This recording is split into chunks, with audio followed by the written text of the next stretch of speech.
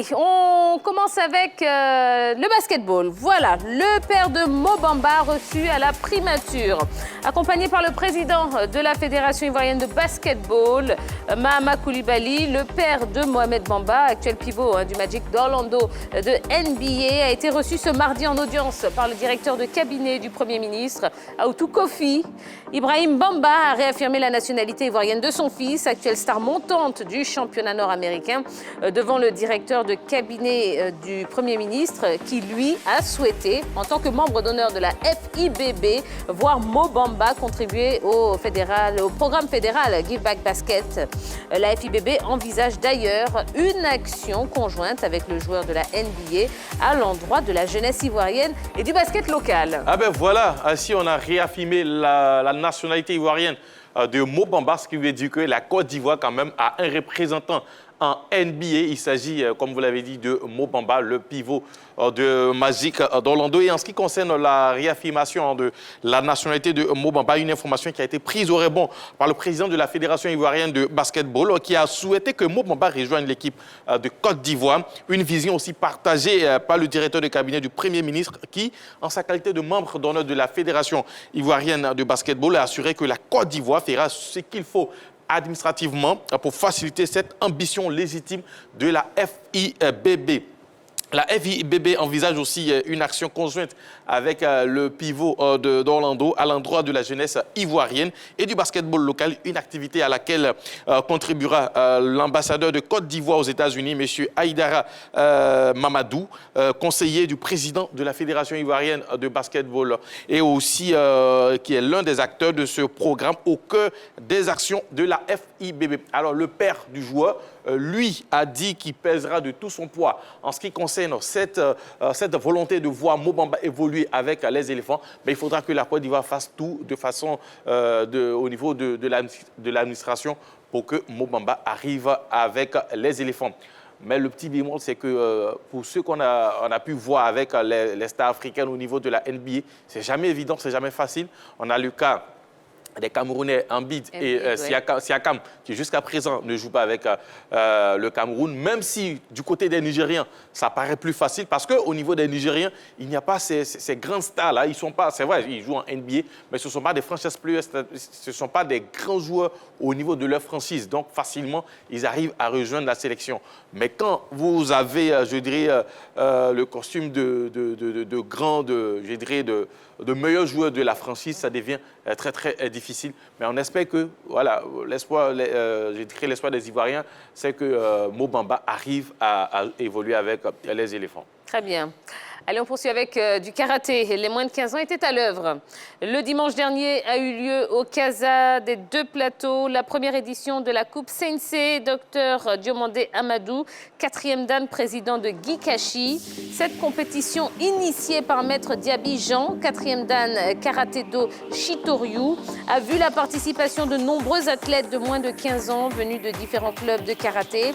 Au terme des 4 heures d'intense activité, Nguessan Aïcha, Touré Mariam, Soro Sikina, Sangaré Samuel, Ekra Khan et Yondo Nathan ont remporté la médaille d'or dans leurs catégories respectives. Eh bien, Tia, pour cette première édition, c'est 4 clubs qui ont pris part. On avait 115 participants regroupés, repartis dans 5 catégories, les 4 à 5 ans, les 6 à 7 ans, les 8 à 9 ans, les 10 à 11 ans et les 12 à 13 ans. L'organisation de cette compétition avait un double objectif. Le premier était de faire la promotion des jeunes pépites, histoire de les voir en situation de combat et de préparer la relève. Le deuxième était de rendre hommage à Dr Diomandé Amadou, un grand serviteur du karaté qui n'a ménagé aucun effort pour maintenir cette discipline en vie, afin qu'elle, pendant qu'elle traversait des moments difficiles.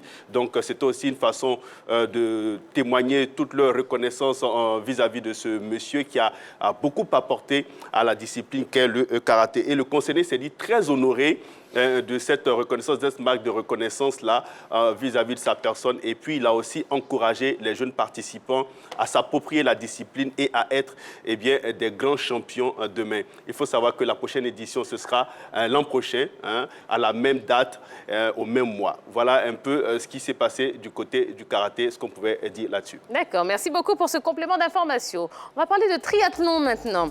Jacques Sissoko est élu pour un deuxième mandat.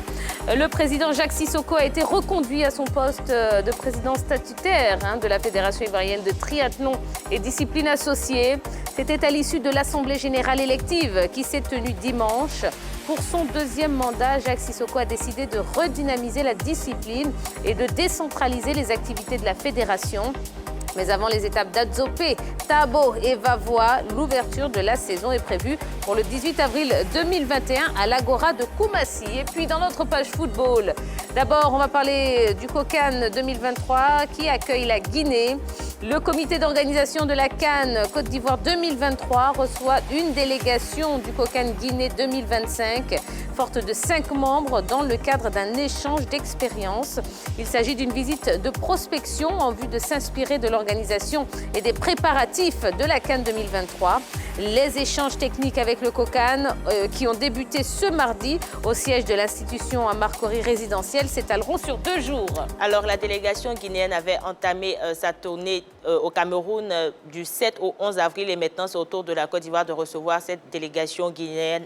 Là, il est clair que la délégation guinéenne veut de l'expérience tant du Cameroun mais surtout de la Côte d'Ivoire. Alors pour ce faire, ils auront 2 jours pour s'entretenir avec les 3 vice-présidents, les conseillers techniques, la direction des affaires administratives et financières et des moyens généraux et les 13 commissions techniques et la direction exécutive du comité ivoirien. Alors cette visite de travail en Côte d'Ivoire du comité d'organisation de la CAN 2025 prendra fin le 14 avril 2021. Alors à travers cette initiative-là, la Guinée entend s'appuyer sur l'expertise tant du Cameroun que de la Côte d'Ivoire. Alors par rapport aux différentes constructions des stades, il faudrait signifier qu'il y a déjà 2 stades qui accueilleront la compétition, à savoir le stade Lansana Condé de Nongo et le stade du 28 septembre de Conakry. En plus des 2 stades, il y aura 5 autres stades en construction qui seront dans les enceintes de Labé, de Bokeh, de Kindia, de Cancan et de Nzéré Corée. Donc la Guinée voudrait bien évidemment réussir cette échéance de la CAN 2025 et voudrait s'appuyer sur la Côte d'Ivoire. J'espère que ce sera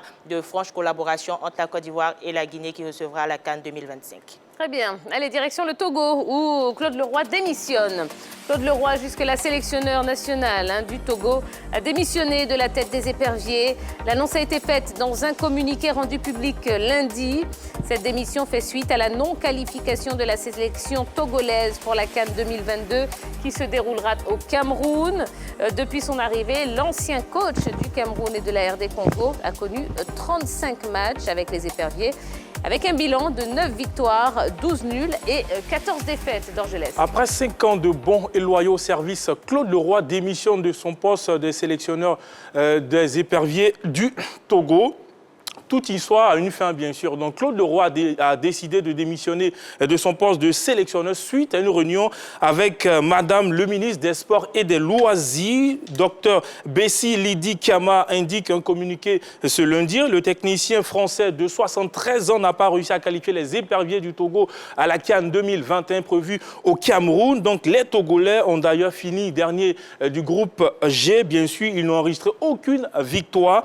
Son successeur aura la tâche de bien préparer cette équipe-là pour le début des éliminatoires à la Coupe du Monde 2022. L'équipe sera dans le groupe H en compagnie du Sénégal, du Congo, de la Namibie, bien sûr. Mon commentaire tient sage décision de Claude Leroy. Je me dis, imaginons que après cette non-qualification à la CAN 2021, au niveau de la Coupe du Monde, au niveau des qualifications, ça arrive à grands pas. Le premier match de l'équipe du Togo, c'est contre le Sénégal. Est-ce que cette équipe du Togo est capable de battre l'équipe du Sénégal? on imagine peut-être une défaite. Qu'est-ce qu'on allait dire du sélectionneur ou qu'est-ce qu'on allait penser quand même du choix de Claude Leroy? Pour moi, il a vu venir peut-être le danger, donc il a décidé tout simplement de ne pas continuer l'aventure parce que les responsables du football togolais veulent continuer l'aventure avec Claude Leroy. C'est lui qui a mûri, qui a réfléchi, il a trouvé que c'était le bon moment pour lui de partir. Bon, je vais lui souhaiter bonne chance parce qu'il y a longtemps qu'il est sur le continent, 6 nations qu'il a coachées ici et puis il a gagné la CAN avec le Cameroun. C'était en 1988, c'était pour sa grande première. Donc on va dire dans l'ensemble, félicitations pour l'ensemble de sa carrière. Et là, c'est un peu dommage, mais je pense qu'à un moment donné, il faut savoir s'arrêter. Bon, mais vous parlez quand même de bons et loyaux services. Oui, Hein? Oui, mais il a fait quelque chose quand même de bien parce qu'aujourd'hui, au niveau de la relève, au niveau de la relève, il a préparé quand même beaucoup de jeunes qui l'ont mis dans les sélections de moins de 15 ans, de moins de 17 ans. Je pense que ça va venir. On ne lui a pas laissé peut-être assez de temps avec l'équipe nationale. Mais non, oui, je l'ai dit. Combien d'années qu'il est là? Parce qu'il est en train de travailler quand même au niveau de la génération. Il prépare la nouvelle génération. L'équipe nationale, il n'y a pas de résultat. Il paye les comptes. Il ne faut pas la nouvelle génération, donc on ne le met pas comme sélectionneur de l'équipe A, mais on le met comme peut-être sélectionneur des U15, des U17, pour préparer véritablement cette relève, mais pas à la tête de la sélection A, où il faut véritablement des résultats. Il n'a pas eu de résultats. Après aussi, quand vous mettez sélectionneur, vous avez la possibilité également de pouvoir... Vous êtes sélectionneur de l'équipe A. De l'équipe A, et vous travaillez en ce sens. C'est-à-dire vous travaillez non seulement à faire bien évoluer la sélection A, mais même si vous devez intervenir, votre champ d'action, pour moi, devait s'arrêter au niveau des espoirs. Voilà. Non, mais il rentre aussi... La particularité de Claude Leroy, c'est qu'il rentre beaucoup aussi dans la détection de jeunes pour alimenter quand même, parce que c'est tout ça après qu'il récupère en équipe première. C'est aussi ça, il prépare la relève. Il va partir, il y a longtemps qu'il devait partir. En tout cas, c'est son avis. Il a le droit de penser que Claude Leroy fait preuve de bons et loyaux services. Il n'y a pas de souci. Allez, dernier point de ce LGT News. On va parler de Djibril Cissé, bientôt au Panathinaikos Chicago. Alors qu'on le pensait définitivement retiré des terrains après une pige en Suisse romande jusqu'en 2019, Djibril Cissé va rejoindre le Panathinaikos Chicago à partir du 20 juillet. Au-delà de la signature de ce nouveau contrat en faveur du club de 4e division américaine, il semble également que l'ex-international français d'origine ivoirienne ait l'intention d'organiser des camps d'entraînement pour les jeunes et les adultes de l'Illinois. Voilà ce qu'on pouvait vous dire donc, concernant les news de ce soir. Ben voilà, le Paris Saint-Germain qui a réalisé l'exploit ce soir. On aura l'occasion d'en parler un petit peu plus tard. Pourquoi pas ressortons la VAR, là, s'il vous plaît, parce que je pense que voilà, le Paris Saint-Germain aura fait de belles choses. Bon, bref. C'est une belle victoire. C'est une belle qualification parisienne. On aura le temps de parler. Voilà, on reviendra dessus tout à l'heure. Ils ont déchanté un peu, puisque après avoir gagné au match aller, ils se sont fait battre au match retour, même s'ils sont qualifiés. Mais bon, Paris a toujours des difficultés quand il s'agit de protéger, quand il s'agit de défendre, ils ont toujours des difficultés. On en parlera tout à l'heure. Pas de souci. D'accord, très bien. Allez, on poursuit. On a pas mal de choses à vous proposer jusqu'à 22h. On y va tout de suite avec le focus de ce soir.